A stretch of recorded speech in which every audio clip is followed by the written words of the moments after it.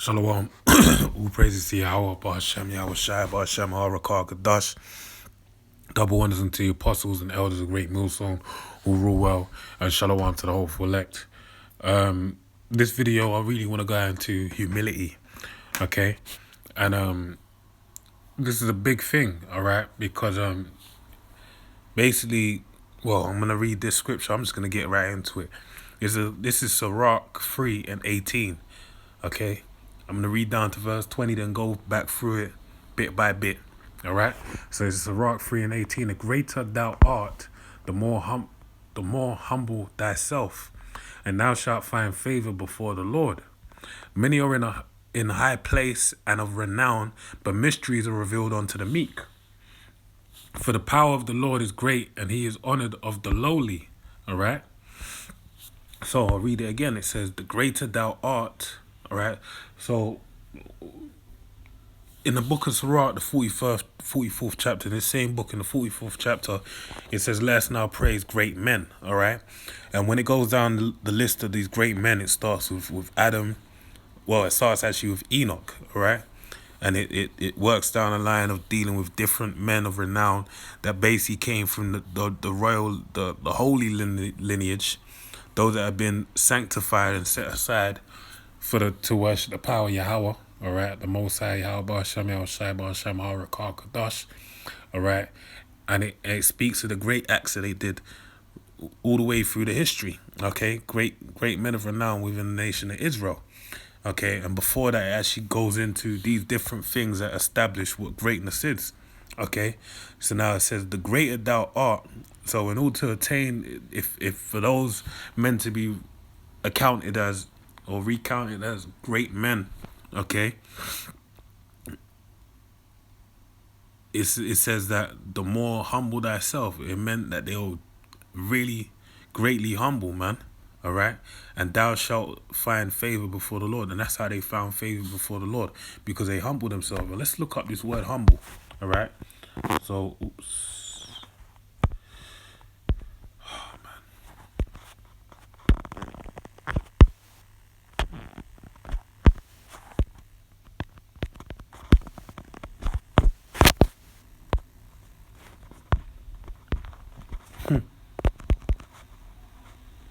Okay.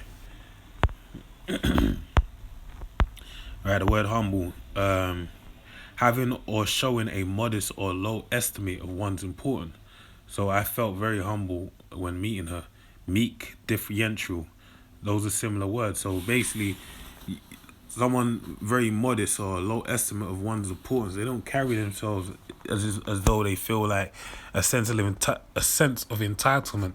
And the funny thing is, because it's funny because the Lord actually magnified them so highly, because they actually didn't find no greatness within themselves. And that's where it is, okay? Because as I'm going to get into, there's one that needs to be magnified, and it's not the person that's showing it, that is showing a great renown, okay? So basically to think low of yourself, okay? And then also it says, I'll go to the verb, it says, cause someone to feel less important or humble or proud, sorry. He is humbled by his many ordeals, all right? And it also says, decisively defeat a sporting opponent previously thought to be superior. And so he was humbled, okay? So now when you go into the etymology, it goes back to the Latin, right? It goes back to humus, which is ground, okay?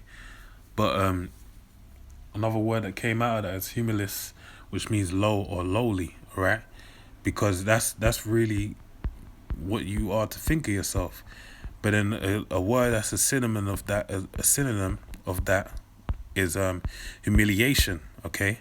Which is a joint word onto that. It says it somewhere here, right?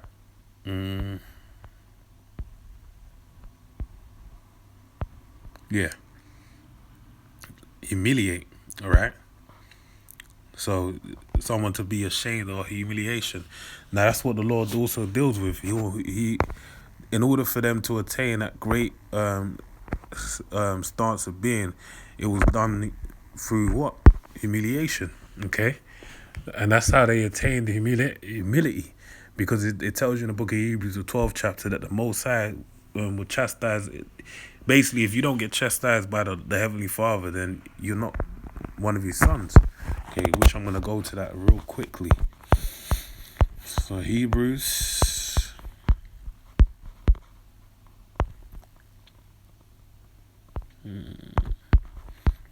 12:5, and ye have forgotten the exhortation which speaketh unto you as unto children. My son, despise not thou the chastening of the Lord, nor faint when thou art rebuked of him. Okay, so don't faint when the Most High rebukes you. Okay, a righteous man falleth 7 times, but he get up. Right, even though it may feel like, damn man, am I even? It may feel like that at times. Like, is the Lord really dealing with me? But you have to, it says that you shouldn't faint, okay? For whom the Lord loveth, he chastiseth, and scourgeth every son whom he receiveth, right? And that's basically what it is. The Lord is just chastising you to basically keep you on point and setting you on a straight and narrow, okay? If you endure chastening, the Most High Yahweh dealeth with you as with sons. For what son is he? Is he whom the Father chastises? Not. All right, it tells you that all have fallen short of the glory. So are you telling me that if you ain't falling short of the glory, so you don't need no chastisement? No, if you falling short of the glory, that means the Lord needs to come and basically pull out the rod of correction to have pleasure with you at the end, man. All right, as it tells you in the book of Sirach, the 30th chapter. Okay. So I read none. It says, if you in verse 8, but if ye be without chastisement, whereof are all are partakers, then are ye bastards and not sons. All right. So if you're just you're just doing all kind of stupid folly and wickedness, and the Lord ain't correcting you, guess what? Then you ain't a partaker of the faith. Basically, the Lord don't care about you. All right, you're not His son. Okay. So let's go back to where it was at.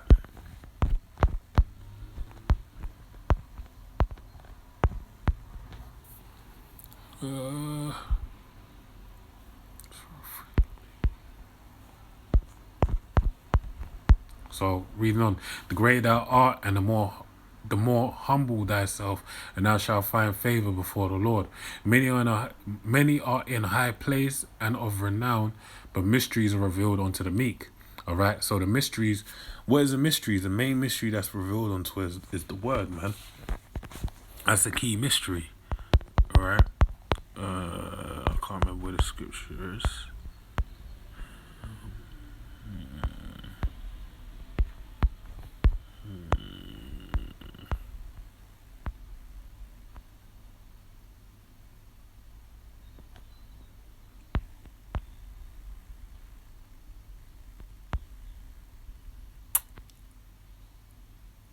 Fuck.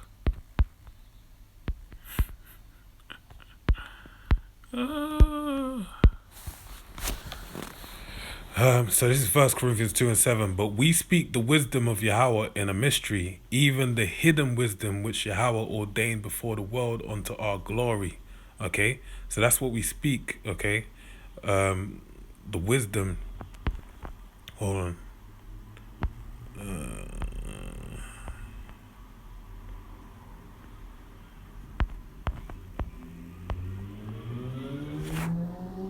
Okay, let me read all this.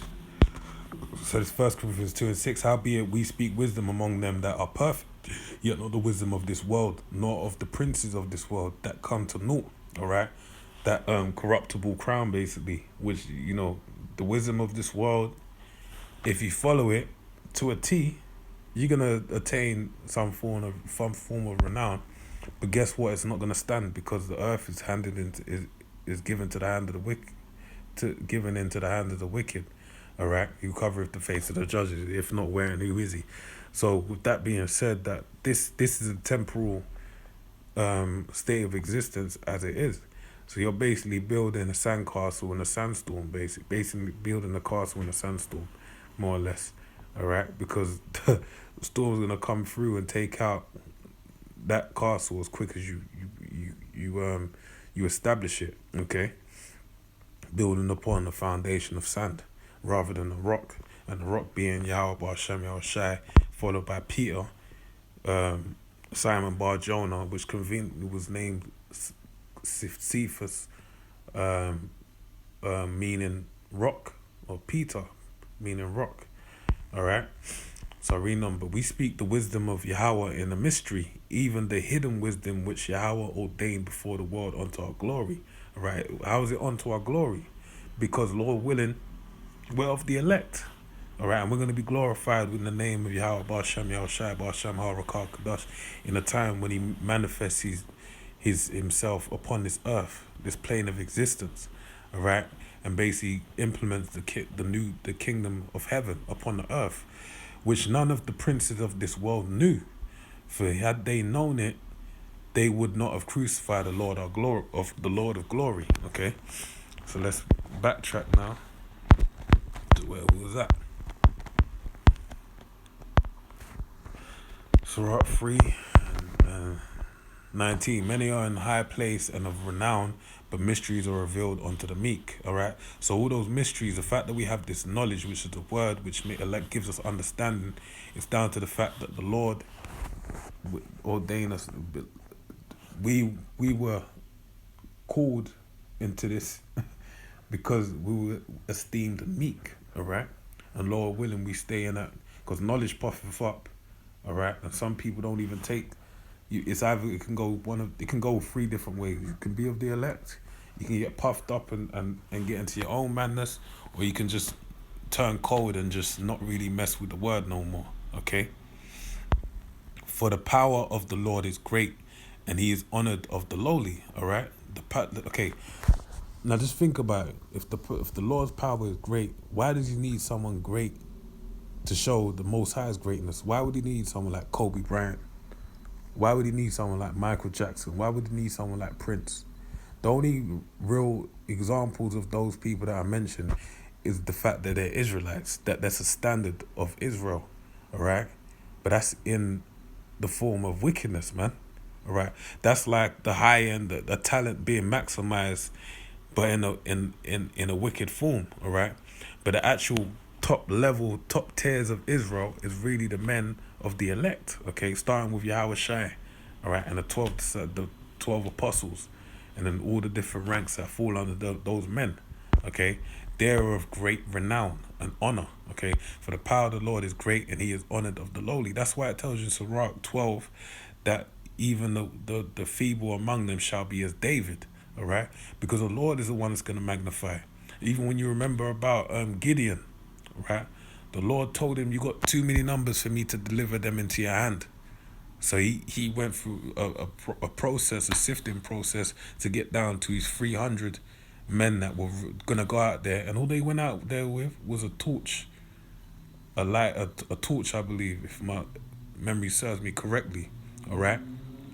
And they shout, and they actually just used the voice, all right, which is another great power that the Most High used to implement a lot of strength. They just said, hey, feel now the sword of Gideon, Godiwon, all right?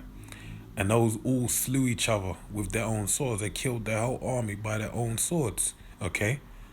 So the Lord, He that liveth by the sword shall die by it, more or less, okay? But anyway, for the power of the Lord is great, and He is honored of the lowly. So that's how the Lord is going to be honored, by the lowly. And that's why today we are known as the offscouring, all right? We're the people of no regard, that no one takes, that people take lightly. And even in this faith, you have different brothers with different capabilities, but they all fall into one main lot, being lowly, all right? That's the key thing. They are lowly. So now let me progress to this. Okay. And that's the fact that they're lowly truly illustrates the power of the Most High power. It shows you that this man that shouldn't be able to do nothing is capable of subduing the man of great power and valor in this kingdom, to be underneath them and subdue them in a way that's far superior to everything, to the most superior form of dominance on this earth. When you deal with Esau's got all forms of artillery. That's why when you got Jakes out in this faith that are going to gun ranges, they're doing open carries, and they want to take this man out. Man, you're bugged out, man, and you ain't in the faith, all right?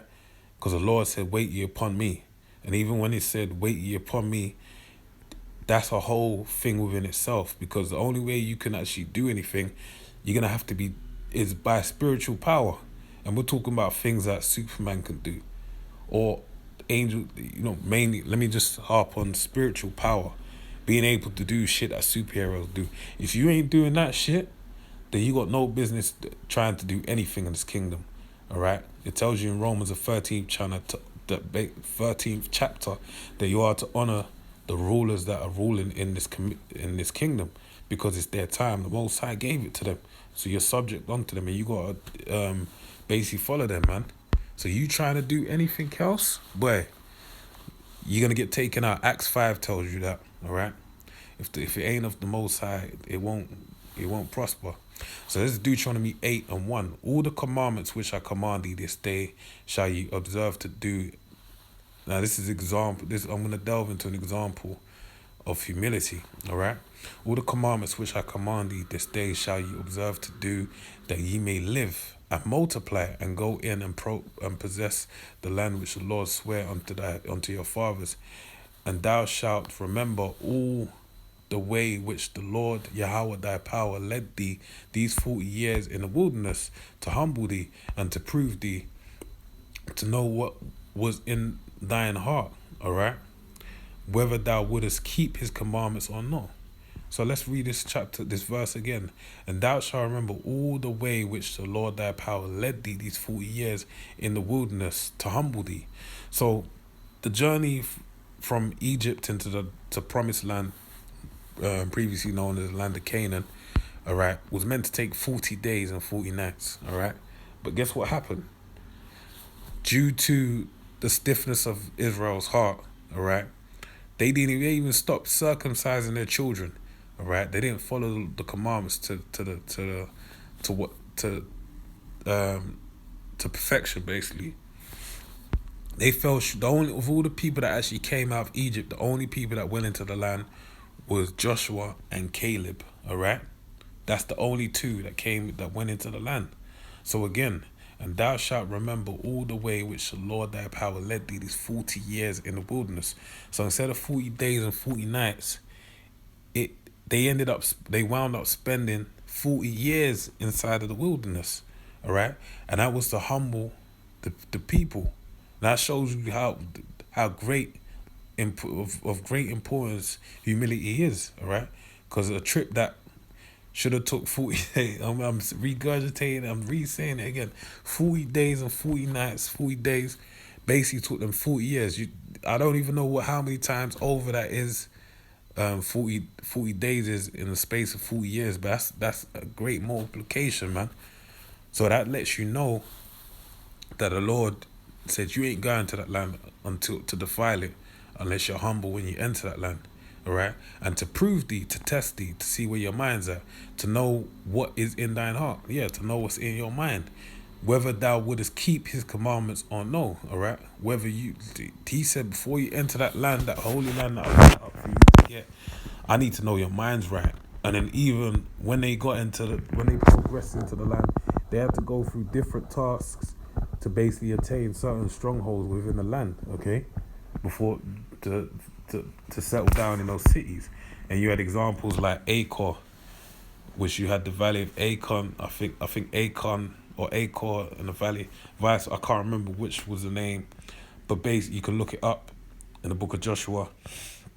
But basically he didn't follow the commandments of the Lord and wound up basically getting put to death, getting stoned with all his family, all right, his wife and his children and all their possessions and everything, because he didn't follow the instructions of the Most High, all right, and not taking those spoils. He wound up getting his whole family exed out of existence, all right. And then guess what as well, all right, on top of that, after that happened, that's when the Lord allowed them to go and attain spoils, all right. So anyway, okay, humble thee and prove thee, to know what was in thine heart, whether thou wouldest keep his commandments or no. and he humbled thee and suffered thee to hunger and fed thee with manna, all right, which thou knowest not, neither did thy fathers know. Okay, right? So he fed them in the wilderness of bread, a form of food that was never known, right? Their fathers never knew of it. It was a thing that only come in their generation. Like before, there was no before them it didn't exist. It only exists in that present moment. Then after them, it never exists. All right, and we know that the Lord is the representative of the bread of life coming from fruit from heaven, which he's that the manna was a representation of the Lord. Okay, so let me read on. It says that he might make thee know that man doth not live by bread alone only, but by every word that proceedeth out of the mouth of the Lord doth man live. All right, so you gotta live by the word, not by. Basically, it's more important for you to eat this roll than for you to eat food. Okay. That's what you gotta understand. That's why the Lord Yahweh Shai being likened unto manna, something that never existed before that moment or after that moment, the Lord is compared to that. Do you know how great significance that was even in the feast of the feast. That was even inside of what's this thing called, man? Ark of the Covenant, all right? You had some manna inside of the Ark of the Covenant. And if you know anything, hey, the manna goes off, all right? If you go to the accounts. So the fact that it's there shows you the strength of the Ark of the Covenant, which Yahweh Shai, which also represents Yahweh Shai. So it shows you how great Yahweh Shai is, okay? Thy raiment waxed not old upon thee, neither did thy foot swell these 40 years. Thou shalt also consider in thine heart that as a man chasteneth his son, so the Lord thy power chasteneth thee. Therefore thou shalt keep the commandments of the Lord thy power, Yahweh, to walk in his ways and to fear him. For the Lord thy power bringeth thee into a good land, a land of brooks, of water, of fountains and depths that spring out of the valleys and hills, a land of wheat and barley and vines and fig trees and pomegranates, a land of oil olive and honey, a land wherein thou shalt eat bread without scarceness, thou shalt not lack anything in it, a land whose stones are iron, and out of whose hills thou mayest dig brass. All right. When thou hast eaten and art full, then thou shalt say, bless the Lord thy power for the good land which he hath given thee. Okay, so basically that's why the Lord put all that trust in him, because he knew that, look, this is what you're gonna be blessed with, so you need to be on point. Okay, let me read these last few scriptures.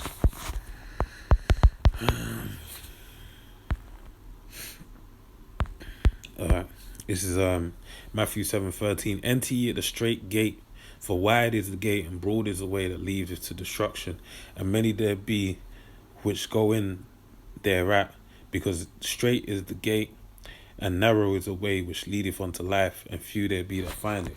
Alright, straight gate is a very narrow passage that's very hard to find.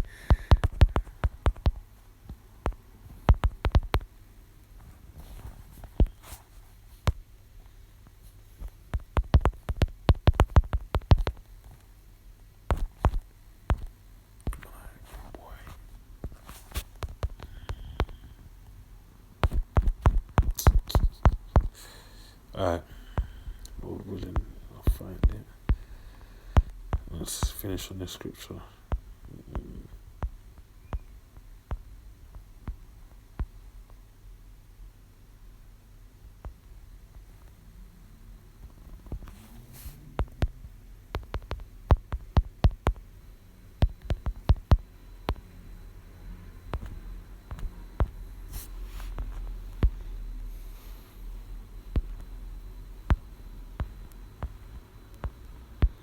So this is second Esdras.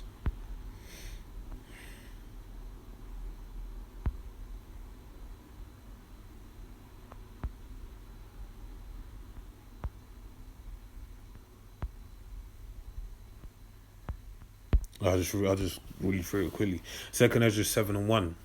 When I had made an end of speaking these words, there was sent unto me the angel which had been sent unto me the nights afore. And he said unto me, Up, Esdras, and hear the words that I am come to tell thee. And I said, Speak on, my power. And and then said he unto me, The sea is set in a wide place, that it might be deep and great. But put the case the entrance were narrow and like a river, and were like Salakia, man. But put the entrance were narrow and like a river. Who then could go into the sea to look upon it and to rule it? If he went not through the narrow, okay, how could he come into the broad? There is also another thing: a city is builded and set upon a broad field, and is full of all good things. All right, that's the kingdom. This story is likened on to what I just read in the book of Deuteronomy. Them passing through the wilderness 40 years and 40, all of these things. When you deal with the scriptures, you realize that the time period we're in has been spoke of over and over again throughout the scriptures. All right, this is the last hurrah. This is of great importance. This time that we're living in, this is the end, basically. This is the last shot.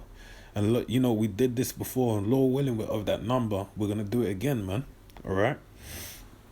So the entrance thereof is narrow, and is set in a dangerous place to fall, like as if there were a fire on the right hand, and on the left a deep water, and one only path between them both, even between the fire and water, so small that there could but one man go there at once. All right, everyone's got to walk their own path, one by one. All right, you gotta pass that narrow way. All right, whereby there's deep water on one side and there's a raging fire on the other. All right, and you ain't got no one to you got the brotherhood, but it says seek ye your own salvation with fear and trembling. All right. So it says, if he never shall pass a danger set before it, how shall he receive this inheritance? So you ain't gonna, if you don't show yourself worthy in going through that danger, all right, that form of chastisement, that furnace of affliction, all right, then how are you worthy to attain that the kingdom, basically? And that's